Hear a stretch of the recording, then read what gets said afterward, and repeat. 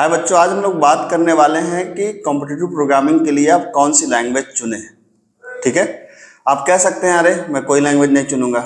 ठीक है, बिल्कुल सही बात है। लेकिन भाई साहब, आप कंप्यूटर साइंस से अगर कोई भी कोर्स कर रहे हैं तो आप बिना कंप्यूटर लैंग्वेज चुने आप आगे मूव नहीं कर सकते। मैं बार बार कहता हूं कि प्रोग्रामिंग को आप पसंद कर सकते हैं, ना पसंद कर सकते हैं, लेकिन छोड़ नहीं सकते। इसलिए ये तो मान के चलिए कि बेसिक रिक्वायरमेंट है प्रोग्रामिंग को लेकर के चलना, जो आपको चलना पड़ेगा। अब बात आते हैं कि कॉम्पिटिटिव प्रोग्रामिंग करने के लिए आपको कौन सी लैंग्वेज चूज करनी चाहिए। ठीक है, तो पहले तो जो लोग भी अपने, जैसे मान लीजिए आपने 12th में जावा पढ़ा है, या 12th में जिन लोगों ने पाइथन पढ़ा है, या जिन लोगों ने C++ पढ़ा है, कायदे से तो मैं तो ये कहता हूं कि उनको वही लेके आगे बढ़ना चाहिए। वहां तो कोई डाउट है ही नहीं कि जो 12th में जो अगर कंप्यूटर प्रोग्रामिंग का पेपर पढ़ के आ रहे हैं और पहले से अगर मान लीजिए किसी लैंग्वेज के साथ में आपने 2 साल बिताया है, तो अच्छा है कि आप उस लैंग्वेज के साथ में ही आगे बढ़े। ठीक है, यहाँ तो क्लियर है।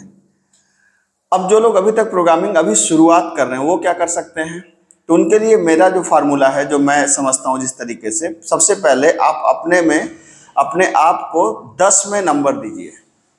ठीक है, ध्यान से सुनिएगा बात को। अपने आप को 10 में मार्क करिए कि आपको प्रोग्रामिंग में कितने नंबर अपने आप को देंगे।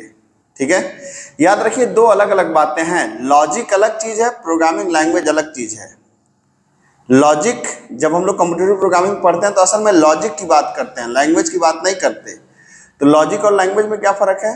लॉजिक और लैंग्वेज में ये फर्क है कि जैसे मान लीजिए कि मेरे दिमाग में खूब अच्छे थॉट हों, लेकिन मुझे भाषा ना आए, तो अगर भाषा मुझे नहीं आएगी तो चाहे जितने अच्छे थॉट हो, क्या फर्क पड़ता है? कोई चीज बात समझ में ही नहीं आएगी आपको, मैं समझा ही नहीं पाऊंगा आपको। तो इसका मतलब है कि अगर मेरे दिमाग में कितने भी अच्छे थॉट हो, तो जो दिमाग में जो थॉट है दैट इज लॉजिक, और मैं उसको बोल पा रहा हूं दैट इज लैंग्वेज। ठीक है, तो आपको अपने आप को रेट करिए। अगर आपको, जैसे अगर आपको लगता है कि आप प्रोग्रामिंग में एवरेज या बिलो एवरेज आप चल रहे हैं, बहुत अच्छा नहीं कर पा रहे हैं, तो आपको लैंग्वेज चूज करनी चाहिए पाइथन। क्यों, मैं भी वजह बताता हूं।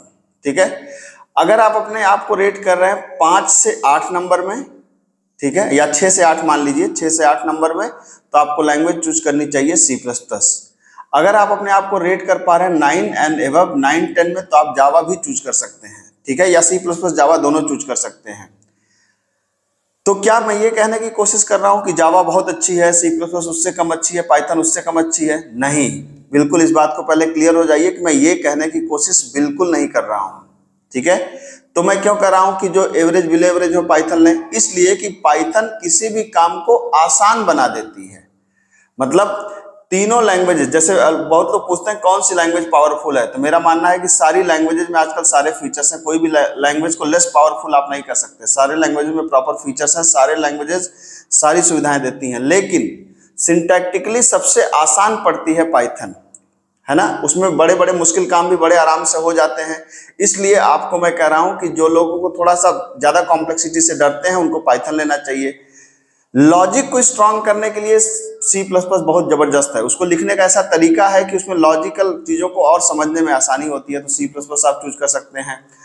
जावा में थोड़ा सिंटैक्टिकली मुश्किल होती है, उसके सिंटैक्स थोड़े बड़े होते हैं, खतरनाक टाइप के होते हैं। इसलिए मैं कह रहा हूं कि अगर आपको जूझना पसंद है, आपको लड़ना पसंद है, तो आप जावा लीजिए। एक बात कहनी है, उस बात को चाहे हिंदी में कहिए, चाहे मराठी में कहिए, चाहे तमिल में कहिए, बात एक ही है। बात तो एक ही है ना, उस बात को अलग अलग भाषाओं में कहना है। तो कोई भी प्रोग्रामिंग लैंग्वेज न बहुत ऊपर है न कहीं बहुत नीचे है, सब में प्रॉपर आज की डेट में सारे फीचर्स हैं।